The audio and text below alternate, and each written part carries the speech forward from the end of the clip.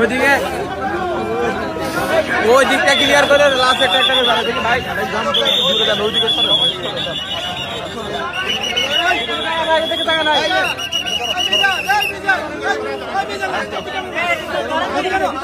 বন্ধুরা, এই বাসটি উদ্ধারকারী জাহাজ হামজা যখন এভাবে টেনে উপরে তোলে তখন বাসে যে মরদেহগুলো ছিল সেই মরদেহগুলো বাসের পেছন দিকের গ্লাস ভেঙে গেছে এবং গ্লাস ভেঙে মরদেহগুলো নিচে পড়েছে এবং সেই নিচে অর্থাৎ নদীতে পড়েছে। এই নদী থেকে একে একে ফায়ার সার্ভিসের ডুবুরি ইউনিট নদী থেকে মরদেহগুলো তুলছেন এবং তুলে এনে তারা এই যে পদ্মা নদীর ওপরে যে এই যে পন্টুন, এই পন্টুনের ওপরে মরদেহগুলো রাখা হচ্ছে।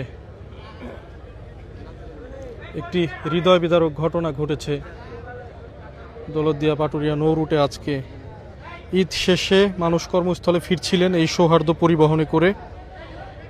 বিকেল 4:45টার দিকে দৌলতদিয়ার 3 নম্বর ফেরিঘাটে এখানে ফেরিতে ওঠার সময় বাসটি নিয়ন্ত্রণ হারিয়ে একেবারে সরাসরি নদীতে পড়ে যায় এবং 50 জনেরও বেশি যাত্রী ছিল বাসটিতে। মাত্র 7 জন যাত্রী তারা উঠতে সক্ষম হন।